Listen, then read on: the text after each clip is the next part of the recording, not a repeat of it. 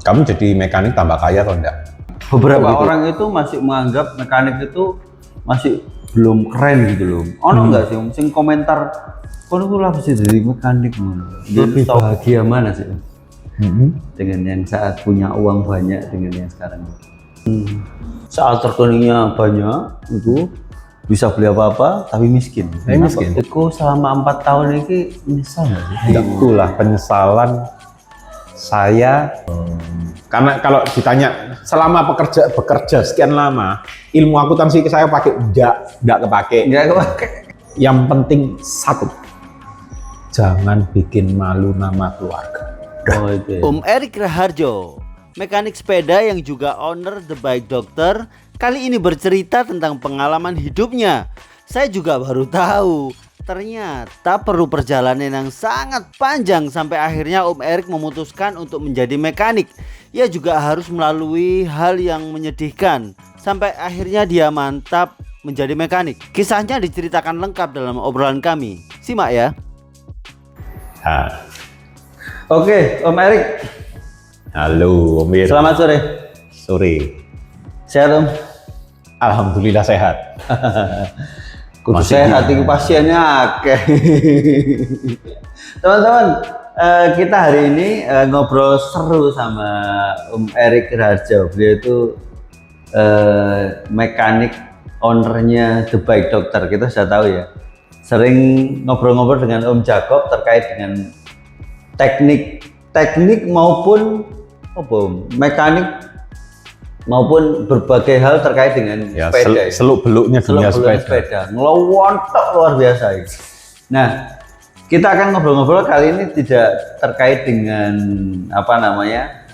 yang biasanya untuk ngelontok-ngelontok itu ya, tapi tentang beliau ini dulu kenapa kok memilih jadi mekanik, padahal beberapa jurusan kuliahnya bukan di situ gitu.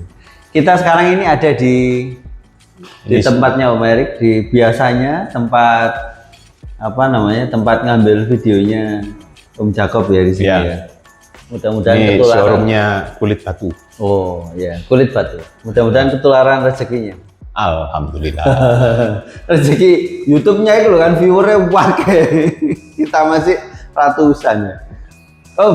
Ya. Dulu kuliahnya jurusan apa? Saya dapat ceritanya kok kayak gak nyambung gini. Akuntansi Ya. Akuntansi terus kemudian jadi mekanik ya. Ya, akuntansi publik lah. Akuntansi publik ya, jadi mekanik. Iki koyok gak nyambung. Beberapa orang itu kan milih gini kan.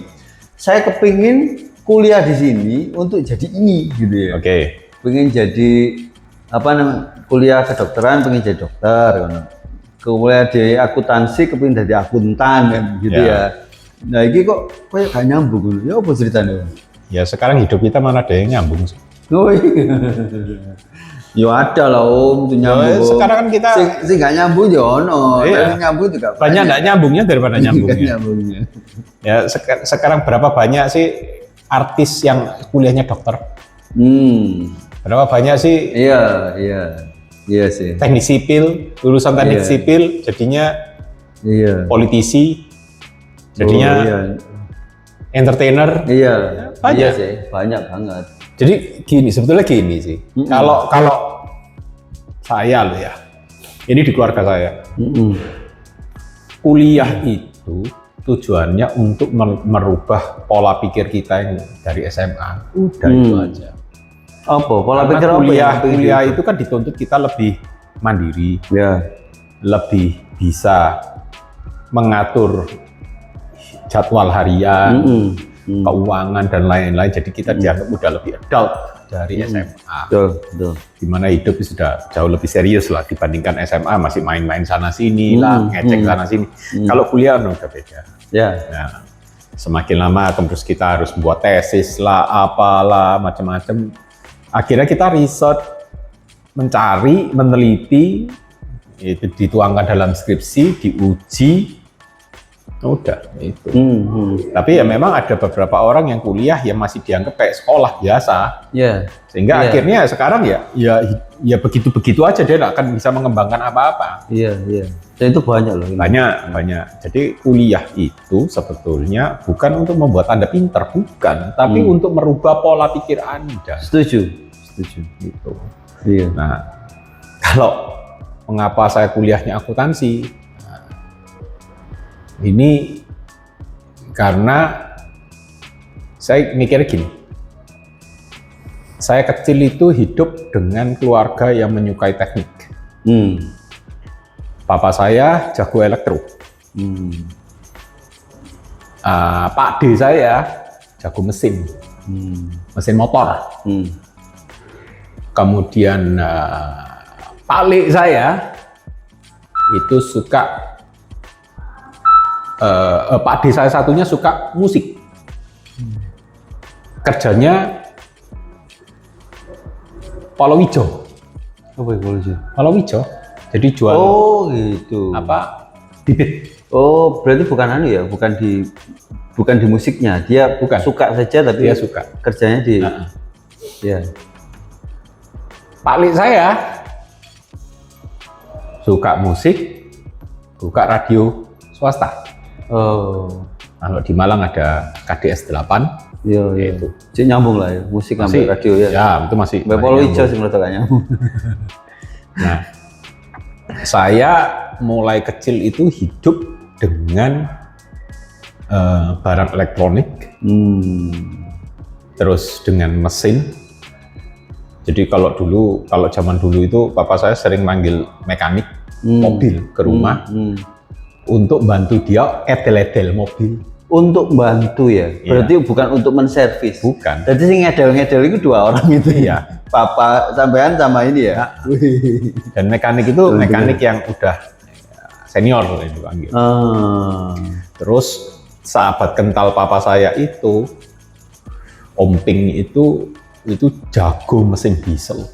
Jagoan mesin diesel itu. Saya kalau ketemu dia atau melihat dia nganalisa mesinnya bis, itu sampai geleng kepala. Dia enggak usah buka mesinnya, bongkar mesinnya, dia tinggal dengerin suaranya. Ini masalahnya nang Ini silinder pertama kayak gini, silinder kedua gini, ini klepnya ini enggak bener, ini enggak bener, mesin ini pernah overheat. Bisa tahu. Nggak deh, dari suaranya tau. Iya, saya uji waktu itu. Saya mau beli mobil kuda diesel. Terus kan beli bekas, bingung milih sing apik ya apa. Saya ngobrol-ngobrol sama teman papa saya, Umping, kamu mau beli mobil kuda?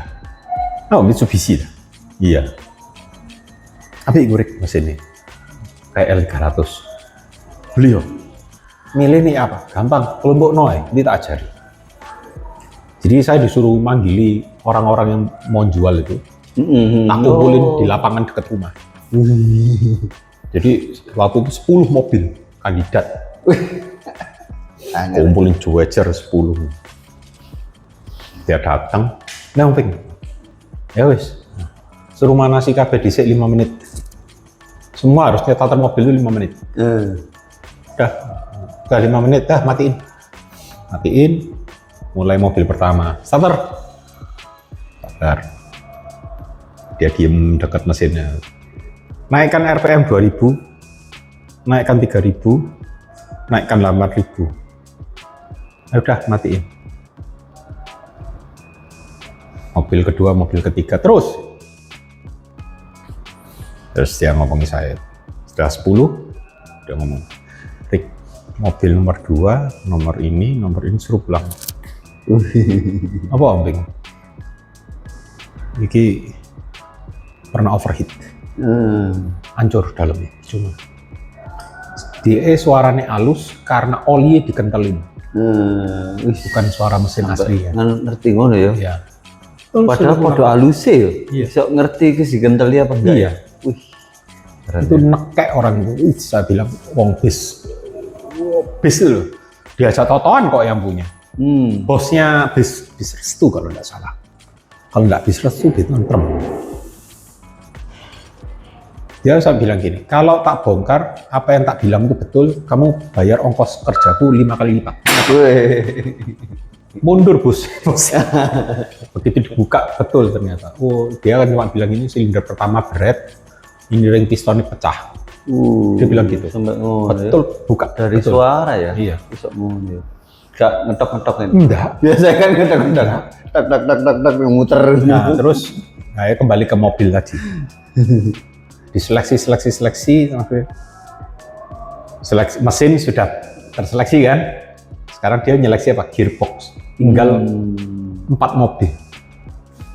Jadi suruh nyalain mesin, masukin gigi 1, suruh ngopling. Didengerin sama dia. Ya, terus matiin. Terus gitu. Diseleksi tinggal 2, tinggal 1.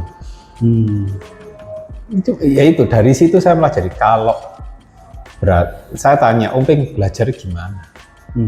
Kalau kamu sering pegang dan kamu lakukan sendiri, Oh itu ya. kamu kan bisa mempelajari karakternya mesinnya. Itu dari Pak D. Bu, itu dari sahabat papa saya. Oh sahabat ya. Yang Nah, kalau Pak D itu kan mesin motor. oh yang itu. Itu. Yang itu yang diesel itu ya. Ya. Dari Pak D saya yang senang motor itu saya belajar kunci-kunci. Oh ini jenis kunci ini, jenis kunci ini, jenis kunci ini. Kalau ini tidak bisa dibuka gini, caranya harus gimana? Itu saya belajar sama dia. Nah, saya mikir gini, teknik itu, hal-hal teknik itu saya bisa pelajari sendiri. Karena saya ini terus terang rada benci suruh membaca. Apalagi membaca hal-hal berbau teknik itu benci minta ampun. Tapi kalau orang itu ngomong, oh ini gini di sini ini, dan saya cuma melihat bendanya di situ.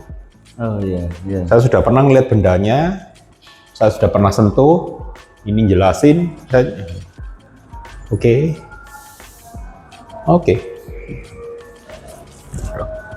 Jalan. Hati wis.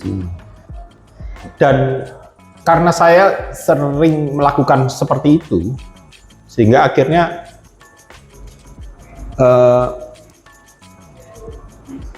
saya bisa cepat belajarnya. Tapi kalau saya cuma suruh dengerin gini, bodoh. Ngantuk guys. Bodoh. Nggak masuk. Oh ya. Nggak masuk. Harus langsung praktek ya. Saya harus pegang. Harus ada barangnya. Nah, untuk beberapa hal, kadang orang tanya ke saya DM apa mengenai part sepeda apa itu malam.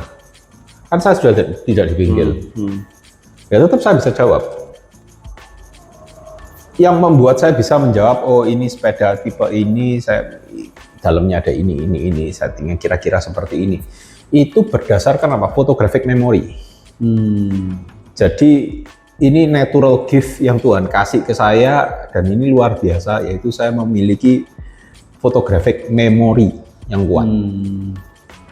Jadi sampai hari ini saya masih bisa membayangkan rumah masa kecil saya itu posisinya seperti apa, warna temboknya apa, warna kusennya apa, dengan detail ya, dengan detail. Mantap ya. Nah, terus mobil papa saya dulu ada apa, joknya warna apa, setirnya warna apa, itu bentuk lampunya seperti apa saya masih bisa gambarkan. Jadi kalau ketemu orang sekali ngono eling terus ya? Orang enggak, benda. Oh, benda ruangan. Oh, benda dan ruangan ya? Benda dan ruangan. Oh. Benda, ruangan, sesuatu yang mekanikal bergerak, enggak tahu. Saya attach ke sana. Jadi kalau misalnya saya diajak lihat pameran mobil misalnya, saya malas lihat interior, eksteriornya. Saya mesinnya kayak apa? Iya. Gak umum aja nih. Iya. Tapi memang kayaknya terkondisikan dari lingkungan di rumah ya Om ya. Enggak, ya memang saya hidupnya seneng ke sana. Saya ini orangnya enggak bisa, ya kalau dibilang, kalau zaman sekarang itu adalah istilah autis. Mungkin saya autis, mungkin loh ya. Kita kan enggak tahu. Iya. Karena saya kalau udah kelutekan, itu sehari enggak berhenti. Tapi pernah nggak dilibatkan sama papa atau sama Pak D atau temannya papa itu? Ayo malam-malam. Oh sering. Ah itu mungkin ya. Enggak, jadi gini, karena saya ini nggak bisa diem, glitis, bukan dilibatkan, melibatkan diri. Melibatkan diri. Iya. Jadi tukang kerja tak tongkrongi. Oh ya itu. Iya. Nah, kadang tukang ngelepoh dinding gitu. Iya, iya. Ngaci. Kita tunggu, tak liatin gini. Oh ngaci ini. Terus ya kecil gitu ya? Iya, mulai kecil. Jadi, nah terus kan saya di training Shimano itu kan SMA. Oh SMA sudah di training Shimano ya? Iya. SMA ya apa ceritanya Shimano ketemu Om Erik ini? Ya sudah jalan Tuhan loh. Yang punya hidup. Apa ketemu nang jalan ini kayak nang? Enggak. Waktu itu kan saya sering balapan sepeda. Oh. Nah grup saya ini tidak punya mekanik. Jadi kalau finish MTB-nya itu protol. Finishnya itu kalau ndak gotong sepeda, geret sepeda, ndak gitu lari. Medannya apa itu? Ya kan zaman dulu kan Protol apa yang? ya anak SMA dikasih MTB, hardtail, zaman dulu kan nggak ada suspensi. Oh iya. Oh hajar lah kita mana ada takutnya, gubrak-gubrak. MB0 itu patah jadi dua punya saya. Ini MB1 loh, MB0 patah. Saya nyemplung MB1 jurang. tadi biru lagi. Nggak tahu. MB0 tadi dua. Itu. Nah, terus akhirnya dipanggilin lah orangnya Shimano, di training. Setelah di training berapa lama? Di mana? Di Malang. Oh di Malang ya? 1 lawan 1. Berarti orangnya yang kesini? Iya, 1 lawan 1 Oh, ini. itu orang Jepang langsung? Iya. Jadi di training 1 lawan 1. Yang diuplek-uplek hanya 2 grup set. Oh.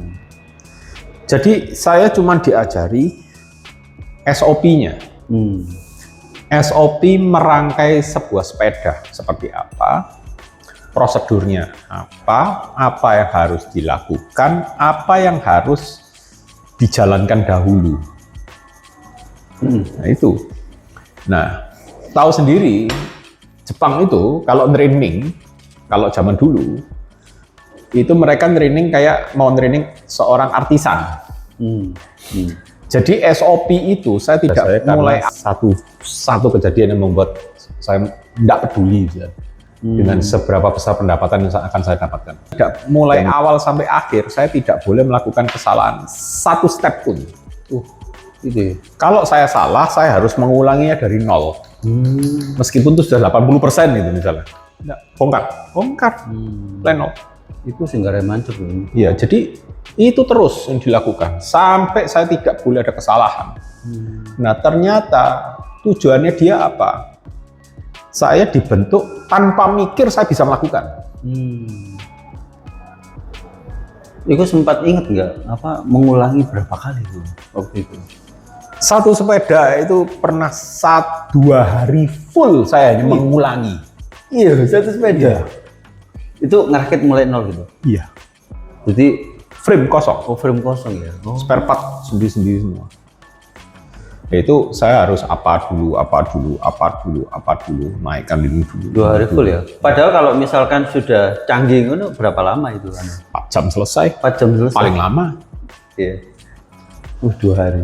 2 hari. Karena salah mulai mana nih? Iya. Dibongkar mana? Iya. Saya salah setting 0 lagi. Salah ukur kabel 0 lagi. Oh, padahal wakai detail-detail ya? Iya. Detail-detailnya banyak. Nah itu. Nah terus dia ngasih tahu saya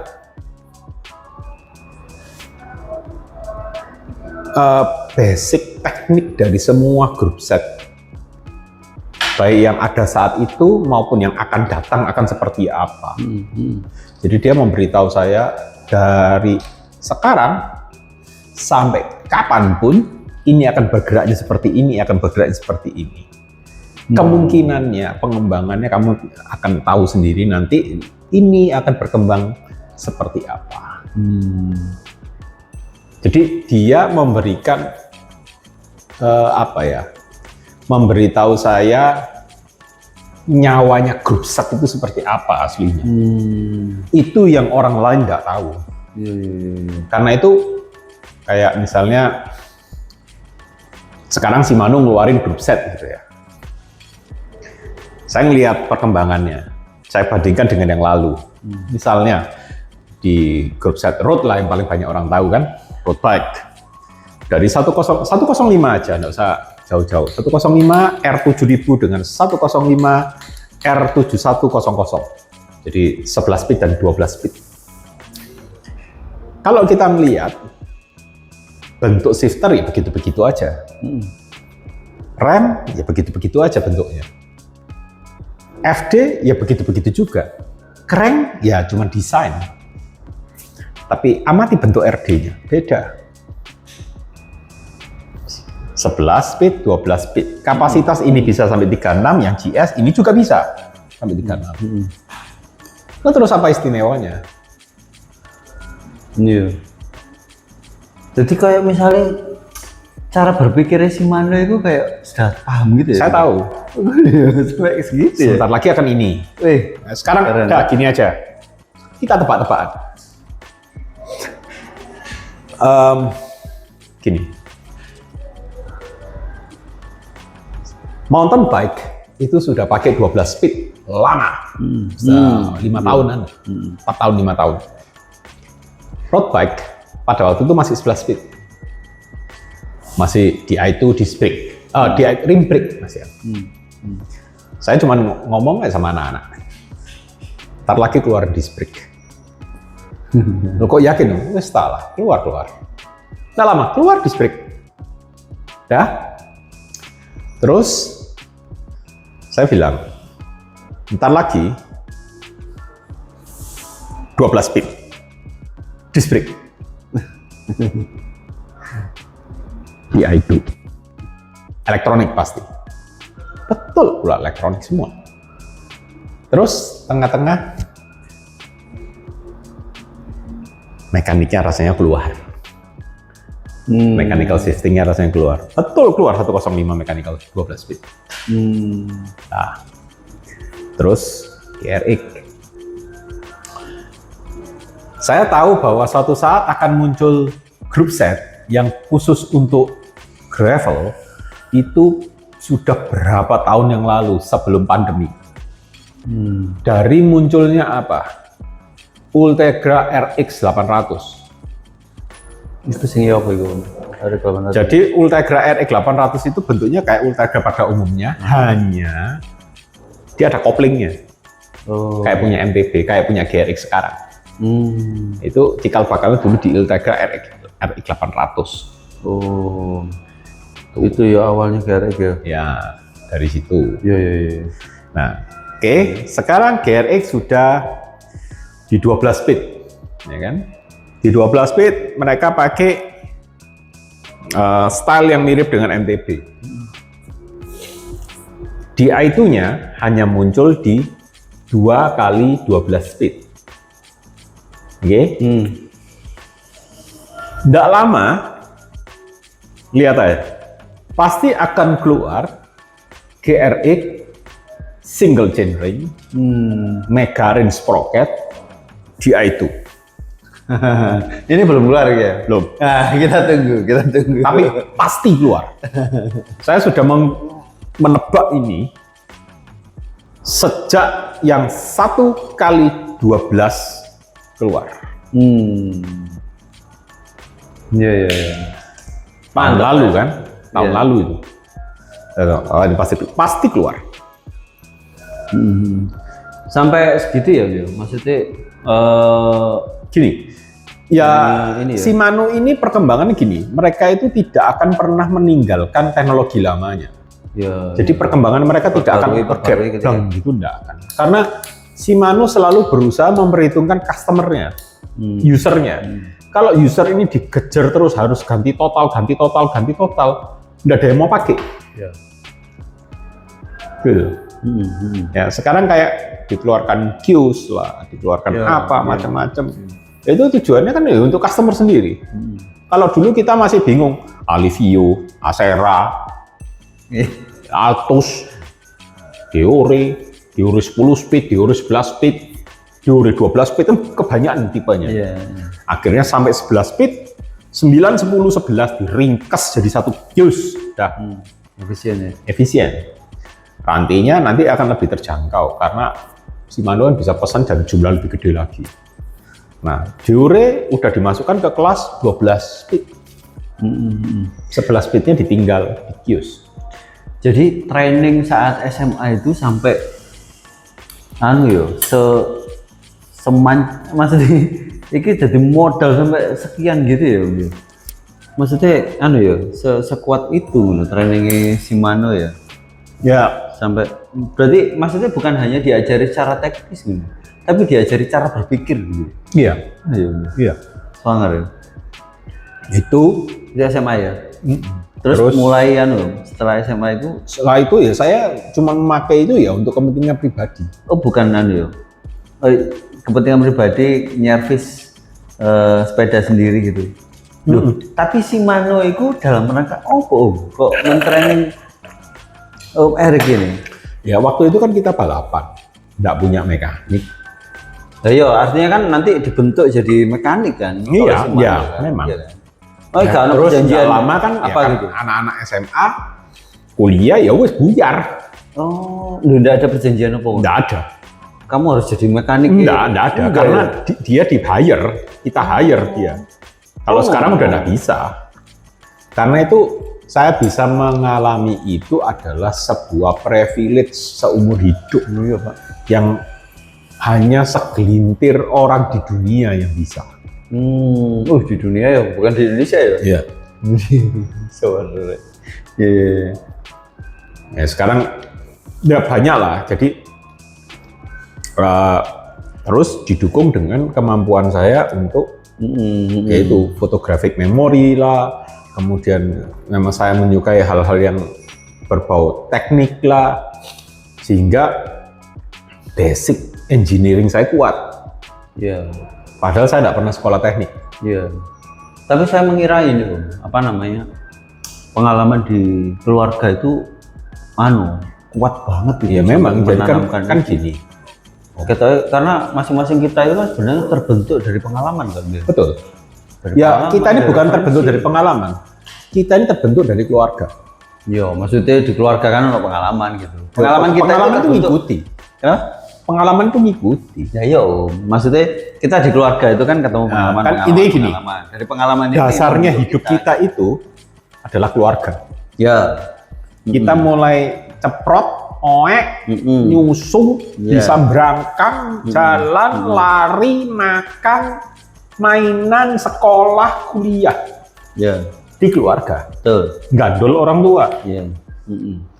Orang tua kita seperti apa mengarahkan, membentuk kita seperti apa, yaitu akan menjadi 50% dari diri kita. Mempengaruhi. Setelah itu kita lepas dari orang tua. Mulai kuliah lah, di luar kota, ngekos lah. Nah, itu lingkungan yang membentuk. Iya, iya. Tapi sejauh mana lingkungan itu bisa merubah? Iya.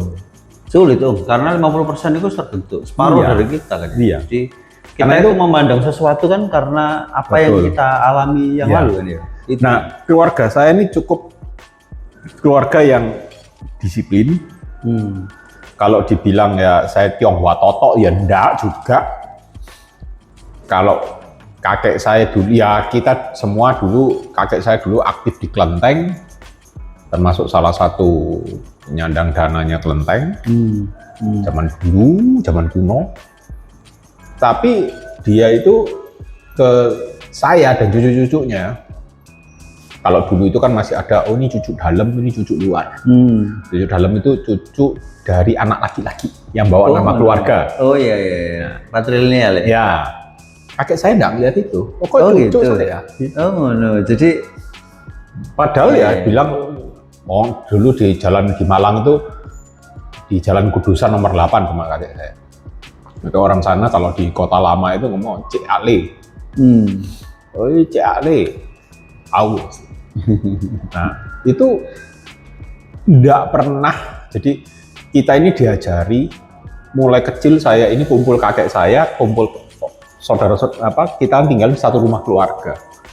Jadi kumpul dengan keluarga besar dari papa saya, itu yang satu hal yang diajarkan adalah disiplin, jangan nyerah, jangan berpikiran sempit, terus belajar sebanyak mungkin kamu bisa. Nah, kalau kakek saya itu pesan cuman gini, waktu kakek saya mau meninggal itu kurang berapa hari, dia pesan ke saya, Rik, engkong ini sudah tua. Kamu sih, waktu itu saya masih SMP. Kamu sekarang SMP. Tidak lama nanti kamu sudah SMA, kuliah, kerja. Yes. Hidup sing betul. Engkong saya tidak ngomong sekolah sing betul, tidak. Hiduplah dengan benar.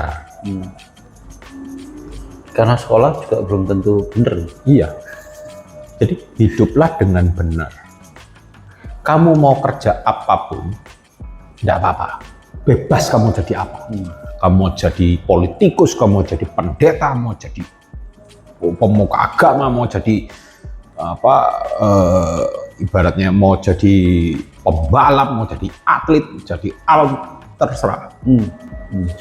Yang penting satu, jangan bikin malu nama keluarga. Oh itu ya. Ya itu yang saya pegang sampai sekarang. Mantap ya. Mantap. Nah itu, dan itu memang diterapkan dalam kehidupan kita sehari-hari. Jadi kalau kita, saya ini kan orangnya atos. Jadi kalau orang ada ngelawan atau nyakiti keluarga itu, saya hajar, saya kejar orang itu. Itu wes nggak peduli. Jadi dulu SMA gebukan gara-gara itu. Petarung kan biasa. Cuman ya gitu, setelah gebukan nangis. Nangis nyendiri itu nangis. Nangis. Oh, iya tahu. Iya, nangis. Berarti nangisnya bukan saat itu. Bukan. Setelah itu. Ya meskipun ya jujur saya tidak pernah kalah. Weh, terus nangisnya lapor. Nyesal. Oh nyesel. Nyesal. So gitu ya. Nyesal. Karena ingat-ingat yang tadi. Iya. Oh, jadi apalagi kalau teman saya cerita, saya punya teman beberapa teman dekat dulu SMA. Kalau cerita, kamu ini kayak ngamuk, marah, berkelahi, bukan kamu. Nggak tahu apa, tapi bukan kamu. Nafas bukan kamu, suara bukan kamu, mata bukan kamu. Ya apa?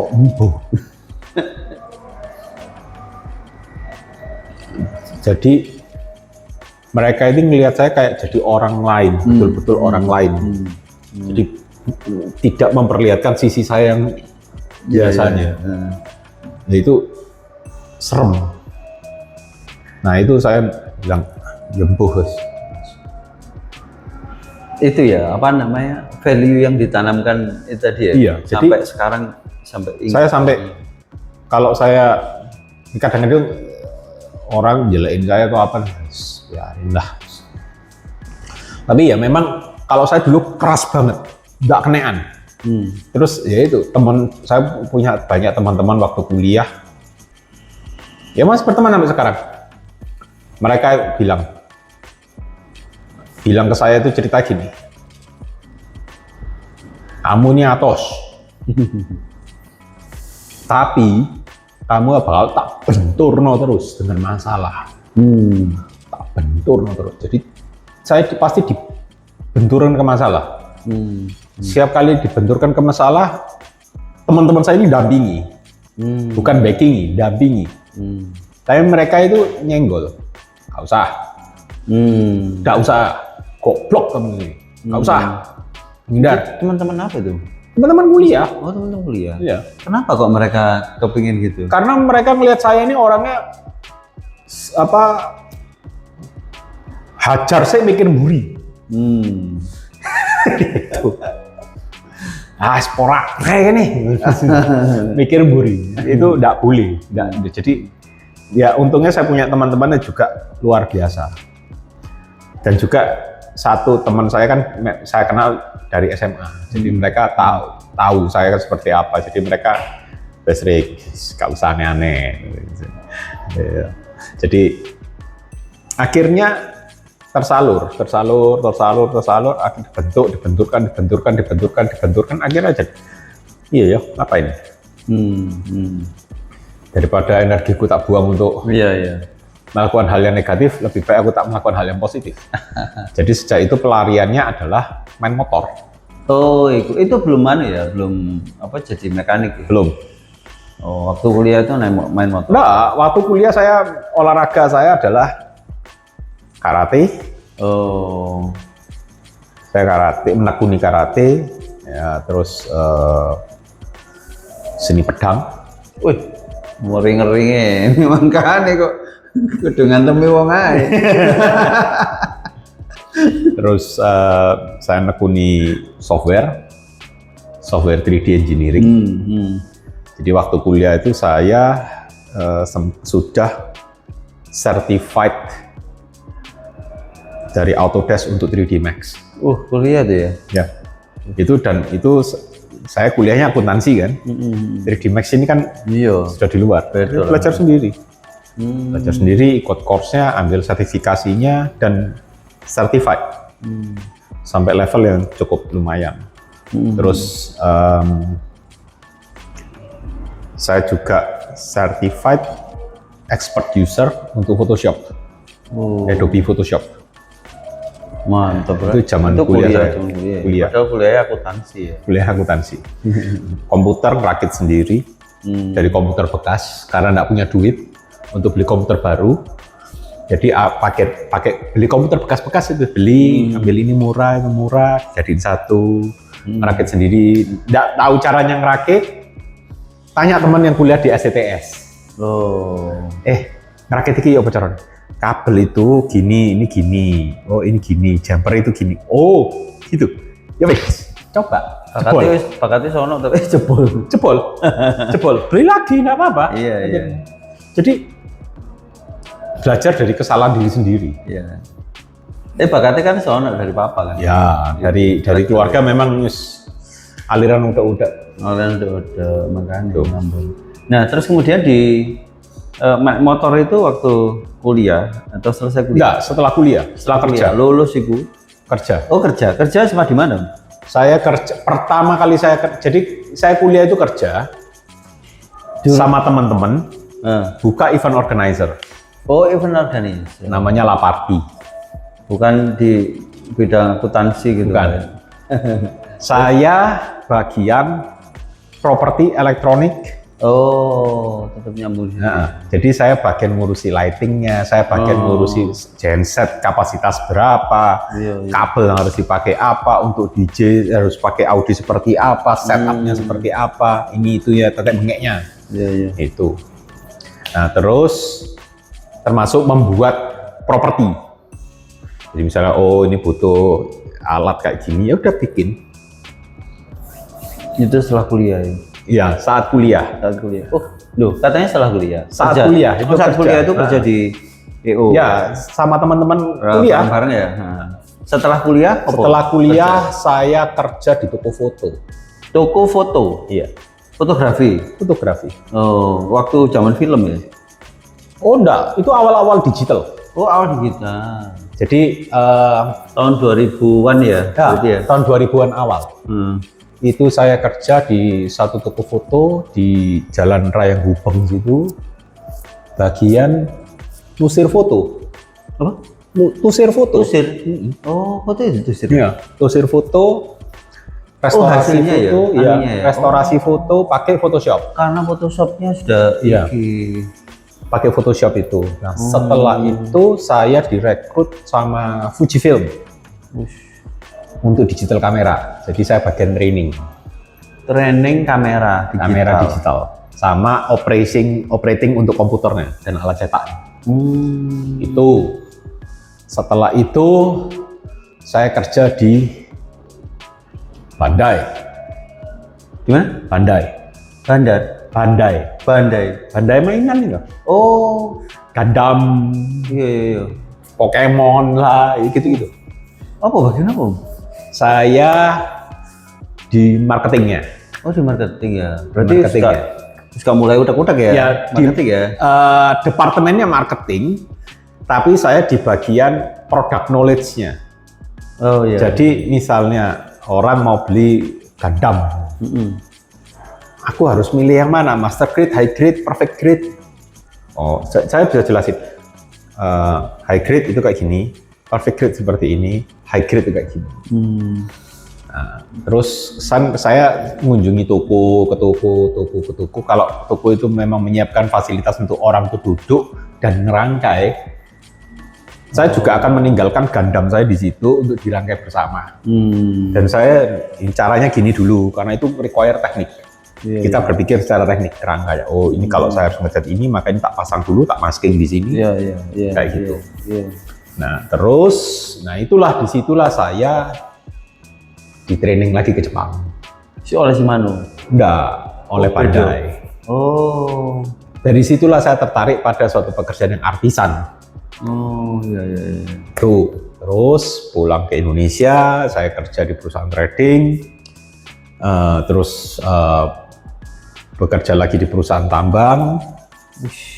Di perusahaan tambang saya bekerja sebagai bisa dikatakan ngurusin alat berat. Teknis. Jadi bukan teknisi. Jadi saya mengatur operation alat berat, cara kerja alat bukan berat, teknisinya ya? Bukan menghitung alat berat. Itu terus disitulah saya belajar teknik sipil dan pertambangan. Jadi karena saya punya satu departemen, saya membawai 2 orang geolog, 2 orang insinyur teknik sipil, sarjana teknik sipil, 1 orang S2 teknik sipil, terus 2 orang mekanik alat berat. Jadi padahal alumnus akuntansi. Nah itu sampai sekarang akhirnya saya kalau disodori peta geologi, saya bisa baca peta itu apa. Wih, sangat ya. Gara-gara ya karena sering ngobrol dan kumpul dengan orang geolog, orang teknik. Jadi kalau misalkan kita dulu kan kerja di tambang itu kan, ya saya tinggal di site, di lokasi tambang itu di hutan. Jadi misalnya penambangan open pit, open pit. Mau metode transportasinya seperti apa, saya harus bikin jalan kemana, berapa dalam, berapa tebal batunya. Medan seperti apa, tanah gini saya harus pasang geotek lah, geotekstil. Memakai alat, ini geolistrik, ini apa, ngujinya gini, metode pengujiannya gini. Itu mainan saya tiap hari. Ini kita harus uji bor kedalaman sekian, ini lapisannya apa, ini tanah ultra basah, ini endapan, ini bekas sungai purba, ini apa, ini zona sesar, ini batuan andesit, ini batuan apa. Sampai mana ya? Setelah dari situ kemana? Nah, setelah dari situ saya pulang ke Surabaya. Alasan pulang cuma satu, karena papa saya meninggal. Di Surabaya bukan di Malang ya? Di Malang. Papa saya meninggal di Malang, dan saya ibaratnya gini, saya tidak mau lagi bekerja jauh dari kota kelahiran saya, dari keluarga saya, karena satu kejadian yang membuat saya tidak peduli dengan seberapa besar pendapatan yang akan saya dapatkan. Yang penting saya dekat. Karena waktu itu maksudnya papa sudah meninggal, sampean masih jauh di sana gitu. Jadi pada saat papa saya mau meninggal itu, saya masih berada di lokasi proyek. Di mana lokasi proyek itu, kalau saya mau pulang ke Malang, itu saya harus naik kendaraan 7 jam ke kota Padang. Kemudian saya harus terbang ke Jakarta, terbang lagi ke Surabaya, dan itu makan waktu 1 hari. Nah, waktu itu papa saya itu meninggal jam 5 pagi. Saya terima SMS itu aja saya tidak bisa baca langsung karena handphone itu kalau diangkat tidak dapat signal. Jadi saya taruh di pojokan kamar itu, saya keluar beresin kerjaan, terus saya masuk lagi. Nah, yang buat saya itu, papa saya itu jarang nelpon saya. Itu ya.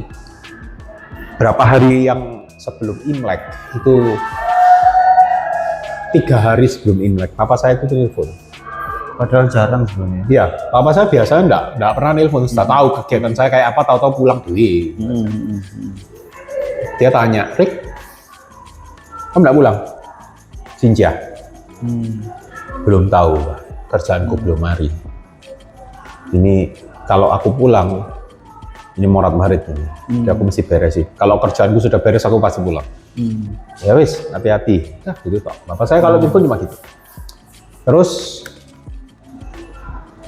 Imlek, saya masih di lokasi. Lokasi proyek saya masih kerja. Karena kalau saya belani saya liburan, pulang, itu ada 200 orang yang harus saya rumahkan. Dan mereka ini hitungannya sudah jauh-jauh merantau sampai masuk ke hutan itu untuk kerja, untuk dapat penghasilan. Jadi saya mikir di situ. Nah, setelah itu terus akhirnya pada 3 hari setelah Imlek pekerjaan itu tuntas, semua problem selesai, mesin sudah bergerak dengan lancar. Pagi jam 3:30, jam 4 saya masuk kamar saya. Jadi saya kerja waktu itu hampir 24 jam waktu hari itu karena ngopeni mesin. Saya masuk kamar, saya ngeliat handphone saya ada notifikasi, adik saya kok SMS. Dia cuman, papa masuk rumah sakit, mulai tidak sadar. Saya cuma bisa balas, kabari terus, kerjaanku cepat tak selesaikan, aku tak pulang.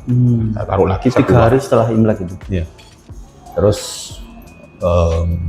berjalan waktu jam 5. Saya masuk kamar lagi ngecek.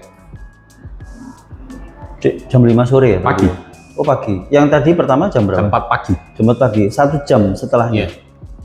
Adik saya WA lagi, SMS lagi. Kesadaran mulai turun, saya mulai pucat. Udah 15 menit kemudian, jadi saya masih di kamar minum kopi. Masuk notifikasi lagi, apa sudah meninggal. Jadi saya langsung bangun. Udah, baju saya enggak bawa. Saya masih pakai baju proyek. Keluar dari kamar, saya izin ke kepala teknik tambangnya.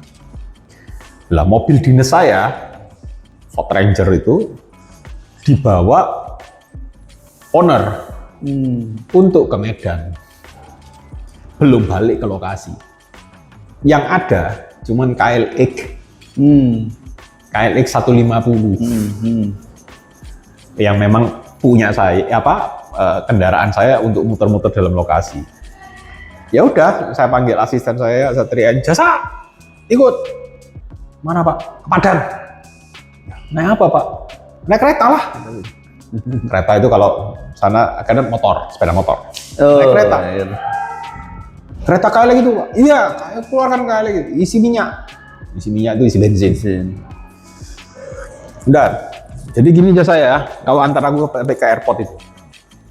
Aku bonceng kau sampai airport, siap dari airport, kau nginap di hotel situ, ini uangnya, aku balik Surabaya. Kok mendadak Pak? Ya, orang tua aku meninggal. Ya Pak, langsung keluar. Saya nggak tahu gimana ceritanya, saya bawa motor itu kenceng banget. Sampai asisten saya itu begitu udah ketemu aspal mau muntah-muntah. Itulah akhirnya saya nggak pernah. Saya menyesalnya waktu saya sudah sampai Malang jam 4 pagi. Saya belum tidur.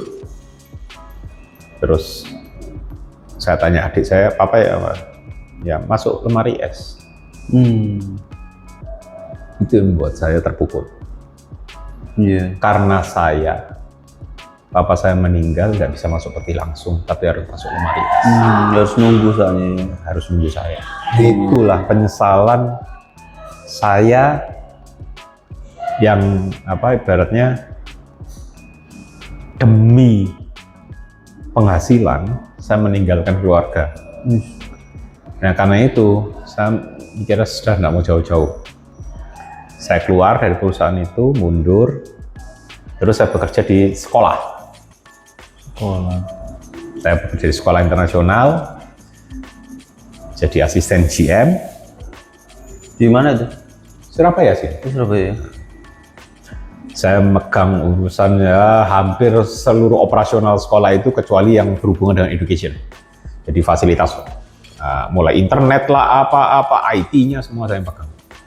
Itu terus pada saat pandemi, teman-teman saya itu mulai goes kan, sepeda lipat. Oh itu setiap tanya ke saya, Rick, kamu kan sepedaan? Ya, kenapa? Pilihin sepeda buat mereka. Tapi waktu itu juga sepedaan waktu pandemi. Saya sepedaan selama. Loh, tapi sepedaan terus ya? Iya. Meskipun di mana-mana pekerjaannya. Iya, saya sering beli sepeda murah-murah untuk saya pakai muter-muter. Oh, berarti tetap sepedaan ya? Tetap sepedaan, meskipun saya kan kadang-kadang kalau ditambang kan nggak mungkin sepeda itu saya bawa lagi. Kadang saya sudah selesai ya udah saya kasih ke. Tak pikir putus itu setelah ini pekerjaan, macam-macam. Ya sempat putus berapa tahun aja, tapi akhirnya kembali sepeda. Sepeda mana ya?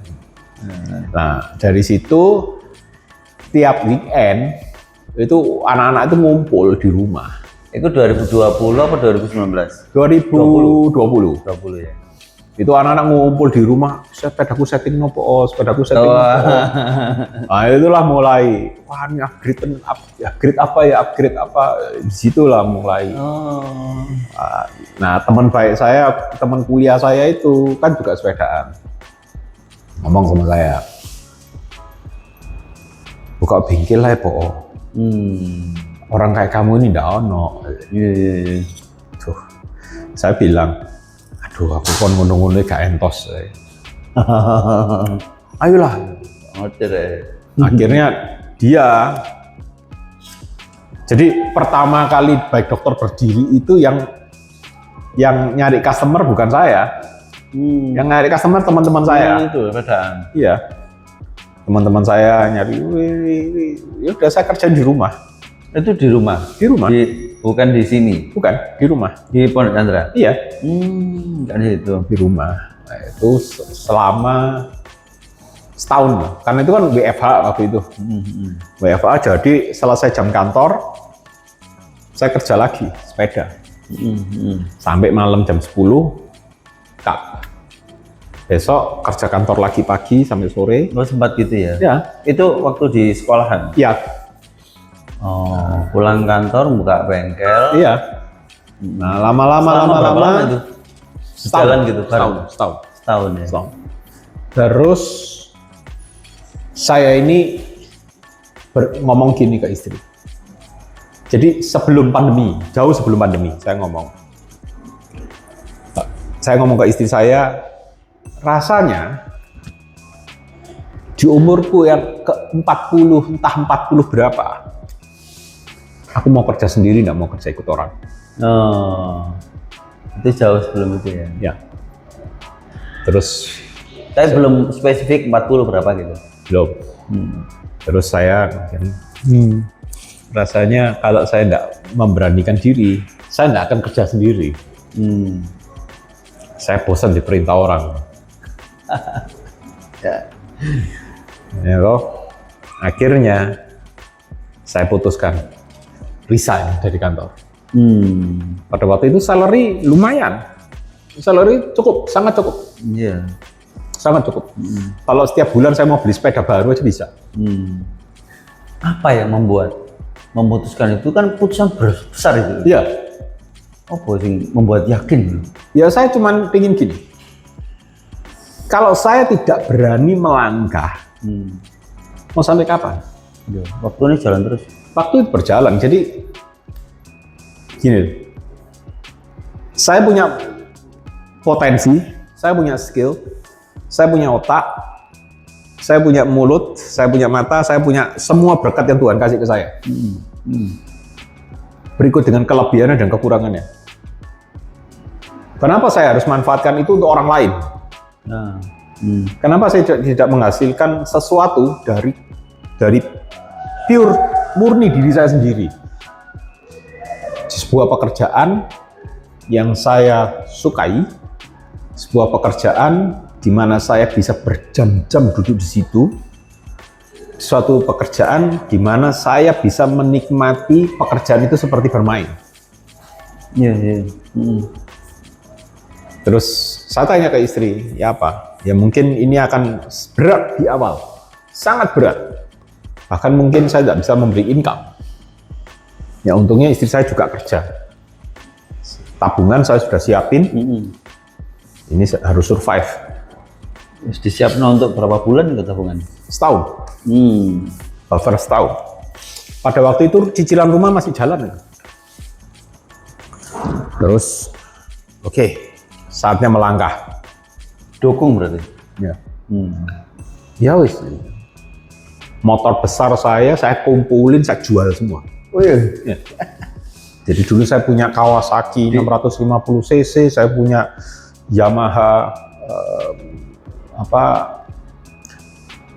YZ. Saya punya YZ Trail, terus saya mau WR.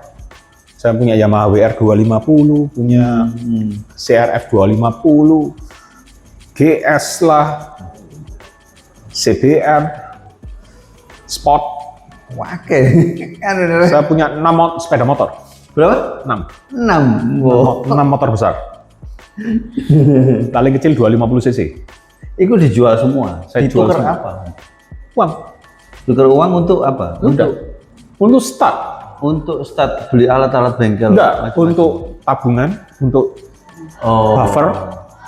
Kemudian Alat-alat sudah lengkap ya waktu itu ya? Oh, enggak banyak. Oh belum. Alat-alat itu bertahap. Nah, terus ya untuk nyelesain cicilan itu saya selesaikan semua, kredit itu saya harus save kan. Cicilan rumah tutup, mobil tutup, selesai semua, selesai. Tenang kan, beban enggak ada. Saya mikir saya kehilangan, enggak punya motor besar lagi, saya enggak bisa main motor, enggak bisa balapan drag race, enggak ngurus. Saya kalau sudah punya duit lagi, saya bisa beli kok. Oh iya. Ya kan? Asik.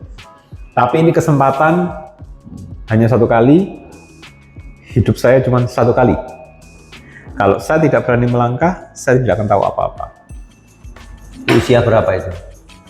Itu 40 sekian lah. Nggak ingat usia bro. Ya kan pandemi 2021 itu saya melakukan itu. Berarti 40 bro. Sekarang saya 48. 48 sekarang.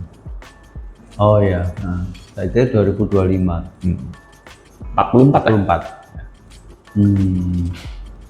itu saya mulai. Istri juga sudah siap ya, karena dulu sudah pernah disampaikan itu ya. Ya, jadi sudah, ya intinya dia sih tidak keberatan, pokoknya kamu siapin dana cadangan kalau ada apa-apa. Kalau sampai tidak jalan atau apa, sehingga kamu harus kerja jadi pegawai lagi, itu saya harus siap. Iya. Tapi enggak sih? Selama mulai 2000 berapa? Mulai apa? 2021. 2021. Ya. 2021, saya kira 2025. 4 tahun ya. Itu selama 4 tahun ini nyesal nggak sih? Enggak. Enggak ya? Enggak. Gak kepingin jadi pegawai mana kan? Enggak ya? Enggak. Apa yang membuat begitu? Apa yang membuat? Bayangkan aja saat pagi semua orang sibuk untuk pergi ke kantor supaya enggak telat, harus absen. Saya masih dengan santainya sepedaan, ngopi sama teman. Privilege gitu. Itu privilege. Ya dong. Terus tidak ada yang memerintah saya. Iya, Ya kan? Tidak ada yang memerintah saya, tidak ada ibaratnya apa ya, load yang harus yang dipaksakan untuk selesai. Iya. Yang ada hanyalah load yang saya paksakan sendiri ke diri saya. Iya. Udah, kayak tadi pagi. Kenapa saya datang jam 7 pagi ke bengkel? Karena saya tahu saya harus jalan apa, saya kira-kira harus selesai berapa. Iya. Keren. Jadi diatur dewe ya, kalau pemerintah ya. Diatur sendiri, dilakoni dewe, dipecahkan sendiri. Saya tuh ngiranya ya, dari cerita yang panjang tadi ya. Ya. Mulai dari training Shimano. Saya tuh mengiranya setelah training langsung buka bengkel ya. Ternyata perjalanannya panjang ya. Panjang. Iya. Kok sampai kepikir lagi ya ke sini ya. Ya iku mau ya karena lingkungan iku mau ya akhirnya Iya. ketemu iku mau ya. Iya. Jadi, Panjang ya. Tapi tapi ini ada yang unik. Ada yang unik. Percaya enggak percaya, tapi ini terjadi di saya. Apa itu? Waktu kecil, kira-kira saya mungkin kelas 6 SD lah waktu itu. Bukan 6 SD. Pertama kali saya punya sepeda diberikan papa saya. Kelas berapa? SMP. SMP. SMP kelas 3. Pertama kali sepeda apa? Itu sepeda besi, MTB besi. Merek apa? Nggak jelas. Pokoknya bisa tak pancal, saya seneng. Papa saya cuma bilang ada ininya, Fox. Oh, enggak ada. Enggak ada. Itu papa saya cuma bilang, papa cuma bisa sanggup belikan kamu sepeda ini. Peleknya besi, cranknya besi, handlebarnya besi, enggak ada mereknya. Memang enggak ada mereknya? Enggak ada. Dari toko memang enggak ada mereknya? Iya, enggak ada. Gitu ya? Iya. Terus, pagian. Sepeda itulah yang membawa saya balapan pertama kali di Malang. Maksudnya balapan pakai sepeda itu? Pertama kali. Balapan apa itu? Bukan balapan, rally. Rally. Dari Malang ke Balikambang. Itu saat kelas berapa itu sekolah? Itu SMA kelas 2. Iya. SMA kelas 2 saya berangkat gara-gara bisa ikut itu gara-gara panitianya temennya mama saya. Kamu mau ikut? Mau. Ya udah ikut. Start dari sini jam segini. Sepeda saya itu yang lain itu sudah pakai Klein, sudah pakai Relay, Gary Fisher. Saya tanya, sepeda mana itu? Bisa kamu naik sepeda kayak gitu? Gak tahu, Sob. Pokoknya tak naik. Itu balapan pertama ya? Iya.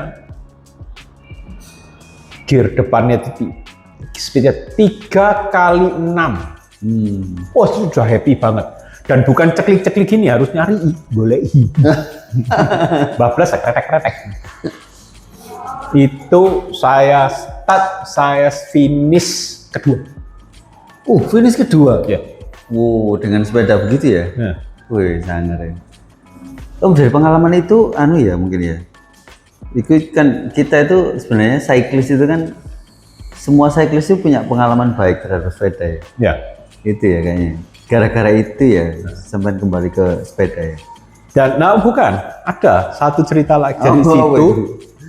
Papa saya itu ngelihat saya dengan sepeda kayak gitu. Saya ini utak-utak bersihin sepeda, nyuci sepeda sendiri. Saya utak-atik, nggak bisa saya pergi ke bengkel-bengkel itu, terus saya coba-coba lagi. Sampai terakhir saya di training Shimano. Setelah saya di training Shimano, papa saya itu ngomong, Rick, orang Hingwa, jadi suku Tionghoa, Hingwa, itu kerjanya, kalau orang dulu itu kerjanya tidak jauh-jauh dari toko spare part, toko mesin, bengkel, sepeda, becak, angkot. Nah saya ngomong, loh Pak, berarti encik-encik yang jualan di Jodipan itu, Jodipan Malang itu orang Hingwa semua? Iya. Jualan sepeda itu orang Hingwa semua? Iya.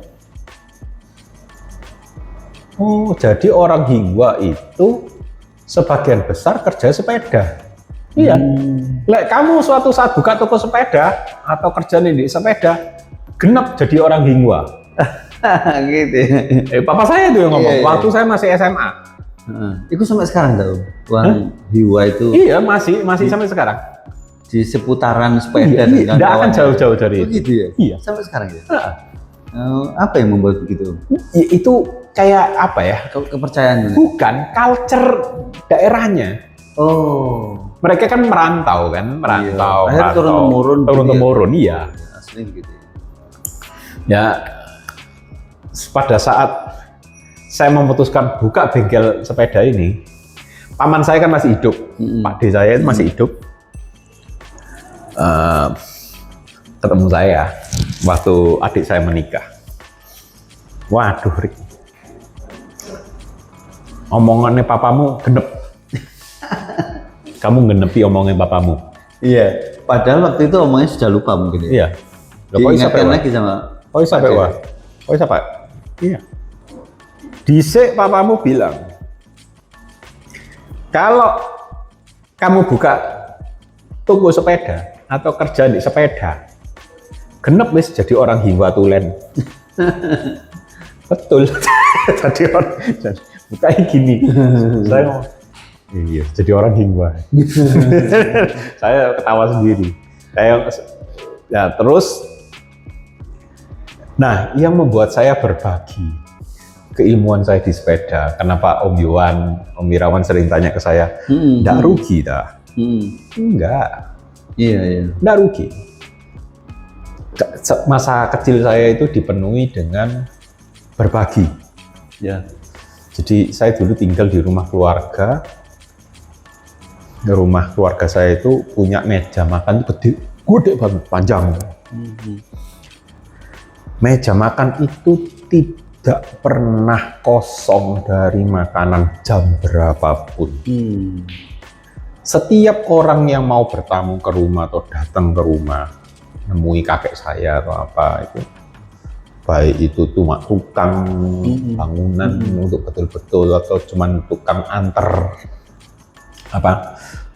sayur lah atau cuman kuli, panggil sama kakek saya, ayo makan, ayo makan, duduk. Makan bukan enggak, duduk satu meja. Ya, di situ kita makan, di situ kita belajar, di situ kita ibaratnya berbagi. Iya. Itu loh, nilai-nilai itu kan secara tidak sadar ya diajarkan dan diturunkan ya. Iya. Nah, nama saya kan belakangnya Raharjo. Nah, kalau mau tahu asal usul kata Raharjo itu dari mana bisa ketawa itu. Raharjo itu kan artinya besar, agung, apa itu kan. Kakek saya dulu itu kan peralihan dari nama Tionghoa harus dijadikan nama Indonesia kan.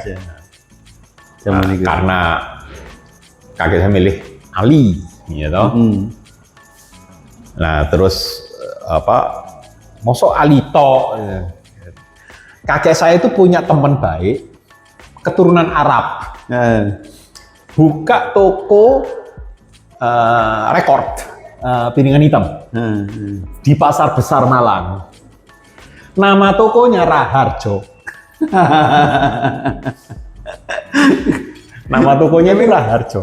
Nah, terus orang Arab ini kan teman baik sama kakek saya itu. Sering main-main ke sana ke sini, sering ngopi bareng di rumah, makan.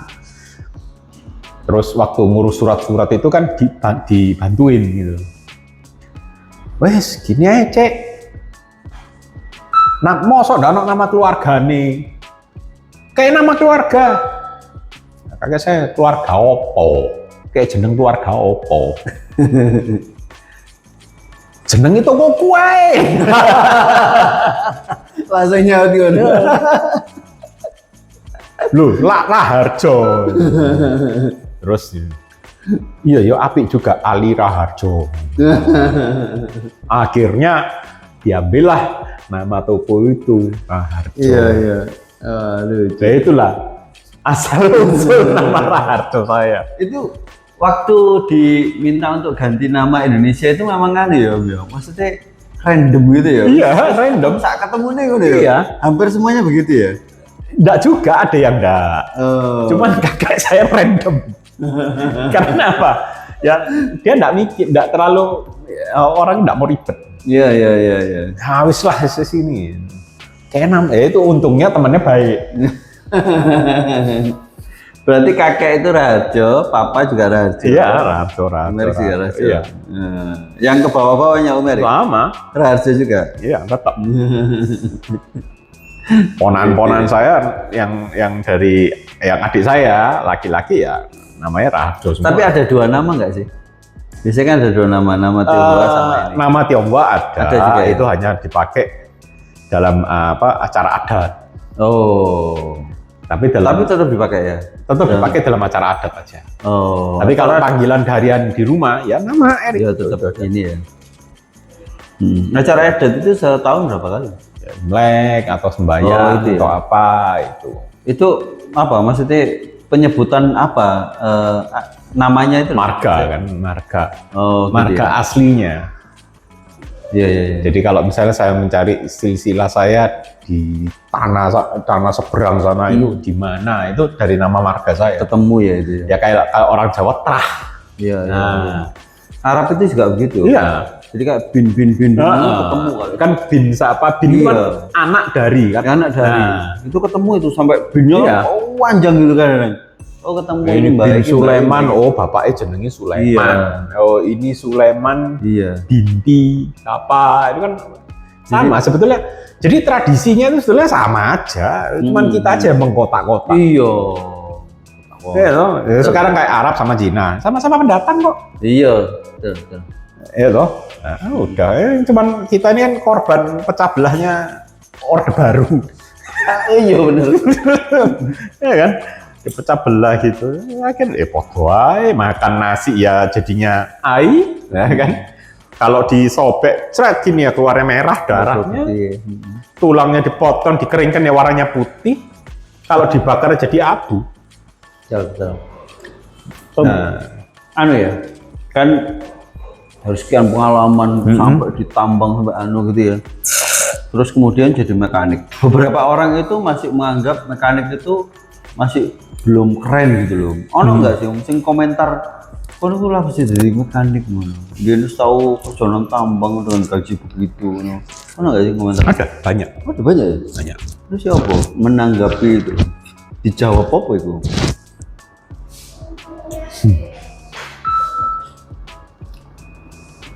Saya pernah ditanyai,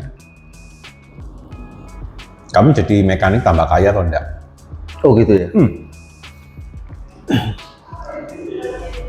Saya jawab, tergantung kamu ngeliat dari mana. Jadi saya jawab begini, kalau kamu lihat dari rekening, dulu saya jauh lebih kaya. Buktinya saya bisa beli mobil segitu banyak. Oke. Saya bisa kemana-mana, saya naik mobil, makan di tempat makan yang enak, beli barang ini itu enggak terlalu mikir. Itu dulu. Tapi di saat ini juga saya miskin. Saat rekeningnya banyak itu bisa beli apa-apa tapi miskin. Saya miskin. Kok bisa gitu? Miskin pengalaman, miskin effort, miskin usaha. Karena segala satunya dengan gampang saya bisa ambil.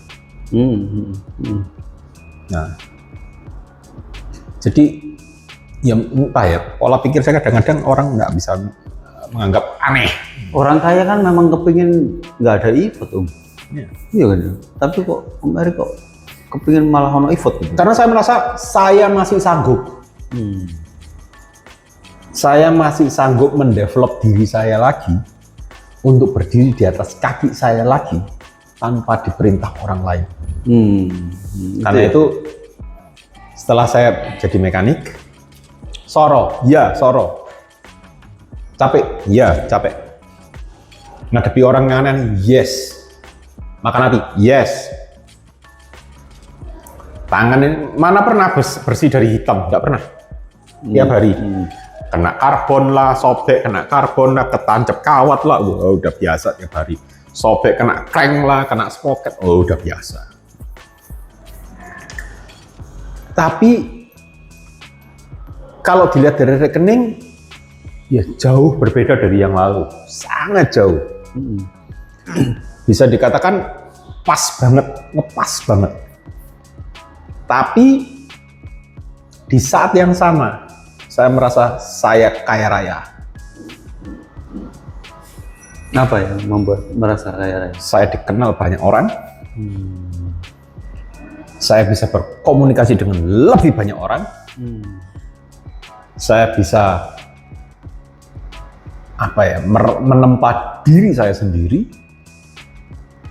Ya kayak gini tergantung saya. Saya mau kerja atau enggak tergantung saya. Bagaimana saya bertanggung jawab pada diri saya sendiri. Terus saya merasa saya lebih hidup. Lebih hidup. Karena Kenapa? saya bisa berkarya dan karya saya dirasakan langsung oleh orang, dan saya bisa menyampaikan pengetahuan saya ke orang yang mungkin saya tidak pernah kenal, saya tidak pernah jumpai, saya tidak pernah ketemu sama sekali, dan mungkin tidak akan pernah ketemu. Tapi dia akan tahu saya. Karena itu kalau dulu Om Wirna pernah tanya ke saya waktu ngobrol sama Yakob, oh enggak rugi? Enggak, saya justru lebih kaya. Iya, betul. Karena itu ya, karena sudah merasa kaya itu ya. Iya, saya merasa kaya karena saya berbagi. Jadi definisi kaya di sini sudah bukan lagi materi. Saya tidak melihat lagi dari materi. Saya melihat dari karyanya. Kalau dibilang nyentrik, yes, saya nyentrik. Dibilang gila, ya saya gila. Dan ada satu lagi Om yang membuat kaya, dekat dengan keluarga itu. Iya. Jadi kayak mama saya ingin datang ke Surabaya, saya bisa nemani jalan-jalan. Mama itu yang saya nggak mau bisa, ya. ponakan saya ulang tahun, saya bisa pulang ke Malang. Itu yang nggak bisa digantikan dengan uang berapapun. Iya. Ya karena saya belajar bahwa saya pernah kehilangan ayah saya, dan ayah saya tidak bisa langsung masuk peti mati karena harus nunggu saya yang sekian jauh jaraknya.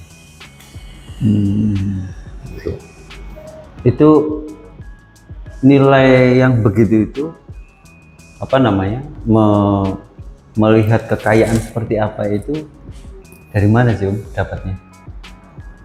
Itu dari pengalaman yang dulu kelompok sampai kemudian menyimpulkan itu. Iya. Sampai kesimpulan. Jadi istilah gini, jadi pada waktu ayah saya tidak ada itu, dari hal itulah saya merasa sebanyak apapun uang yang saya miliki, seberapa banyak harta yang akan saya miliki, tapi kalau saya tidak bisa melihat ayah saya untuk terakhir kalinya saat dia masih bernafas, saya merasa tidak ada artinya. Apalagi ada pesan sebenarnya sudah telepon, Iya. ditanya itu ya. Dan itu karena itu kan telepon kenapa terakhir saya ya itu memang telepon terakhir, dan saya nganggapnya biasa aja. Saya masih konsentrasi kerja. Iya. Nah, pada saat saya muda, ya saat umur masih 20-an, 30-an, papa saya enggak terlalu nyari saya, dilepas betulan. Kamu mau tinggal di mana, hidup di mana, kayak apa, papa saya enggak peduli. Karena papa saya tahu bahwa saya enggak akan aneh-aneh, karena saya selalu berpegang bahwa saya tidak mau bikin malu keluarga. Itu aja. Iya. Om, terakhir Om. Lebih bahagia mana sih Om? Dengan yang saat punya uang banyak dengan yang sekarang? Lebih bahagia sekarang. Berarti bahagia itu tidak harus dengan uang yang banyak ya? Ya sekarang gini lah Om. Saya bisa menikmati kesenangan saya. Saya bisa pergi liburan sewaktu-waktu saya mau. Saya bisa pulang kerja sesuka saya. saya bisa berbagi sesuka saya bisa memberikan pengetahuan saya ke orang lain dengan lebih mudah. Iya. Mantap ini. Dalam. Jeru. Karena kalau umumnya kan orang gampang ya, ketika kaya berarti kita bahagia, kita bisa membeli apa yang kita seneng gitu kan. Sekarang gini aja, Wiwan tanya aja ke orang-orang yang kaya raya. Iya. Bahagia nggak hidup? Belum tentu. Iya, betul. Belum tentu. Belum tentu. Tapi orang yang mungkin jadi buruh lah. Jadi buruh, makan cuman seadanya, hidupnya di gang kecil, nggak punya motor, cuman bisa naik sepeda atau naik angkot. Tapi dia bisa jauh lebih bahagia dari. Iya. Belum Saya tentu. pernah dengar sendiri seorang orang kaya, pengusaha kaya, dia punya toko itu banyak banget di Glodok. Orang bangga. Terus dia ini berteman baik dengan ayah angkat saya. Ayah angkat saya di Jakarta. Dia kerja jadi punya percetakan kecil. Jadi dia harus cari order keliling, order naik motor siang-siang itu cari orderan. Nah, namanya Afu, orang kaya. Dia pernah bilang ke papa angkat saya, "Gue, bahagia lu gua beli. Berapapun lu gua buka cek sekarang. Kasih lu, tapi bahagia lu buat gua." Oh, gitu ya. Apa yang membuat dia nggak bahagia?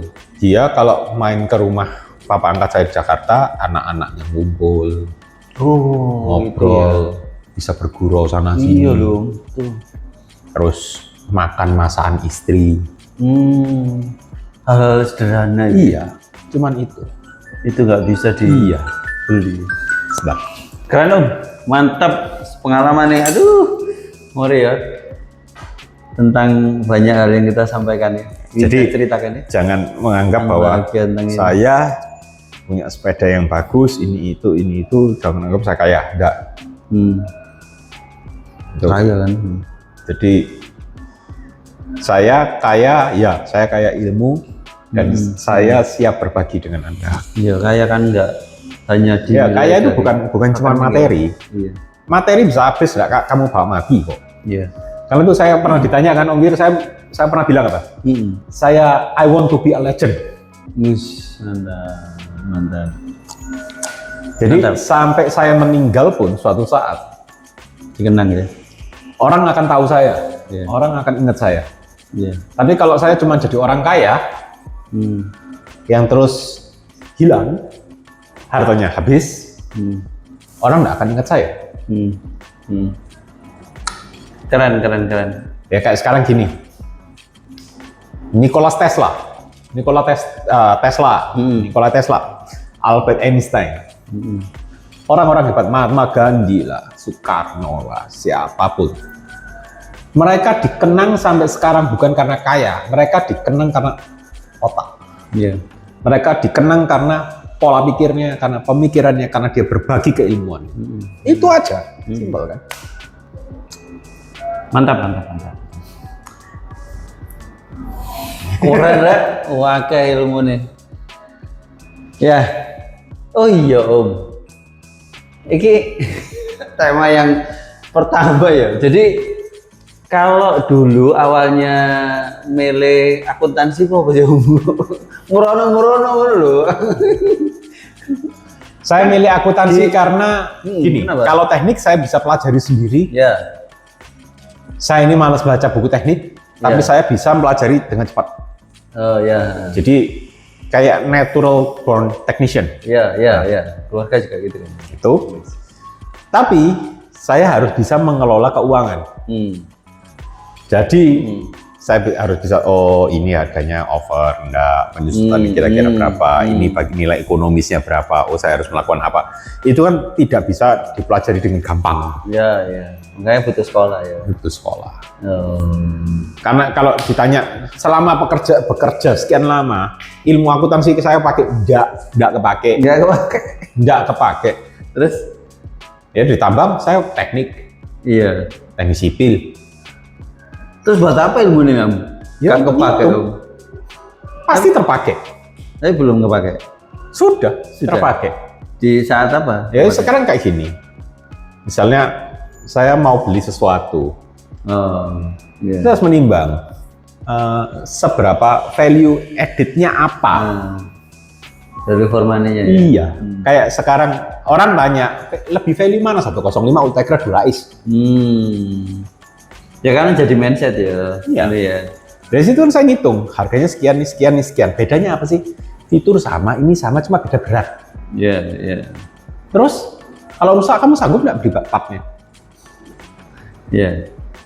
Akhirnya saya ngitung, nggak butuh. Nggak butuh juga. Iya, iya. Itu karena dari bentukan dari kuliah ya. Iya, ya karena saya prinsip ekonominya nggak nyampe buat saya. Ngapain? Ini terakhir, pertanyaan terakhir. Pernah nggak sih waktu kuliah itu kepingin jadi akuntan gitu? Nggak. Karena kuliah Nggak. Ya wes iki. Saya ini waktu kuliah sering nggak masuknya. Jadi jangan ditiru. Jadi mungkin yang masih kuliah yang nonton ini jangan niru saya. Saya dulu sering titip absen. Tapi saya dulu aktif di Senat. Ya, banyak ilmu juga di sana. Jadi kalau dilihat antara ijazah saya dengan piagam penghargaan saya tabelnya mungkin segini. Ijazah saya segini. Tapi asli semua ya, enggak ada yang palsu. Oke Om, closing statement apa Om? Ya berbagilah, karena berbagi itu tidak akan membuat Anda miskin. Mantap. Om, Itu aja. matur nuwun sangat. Sama-sama. Keren. Keren Om.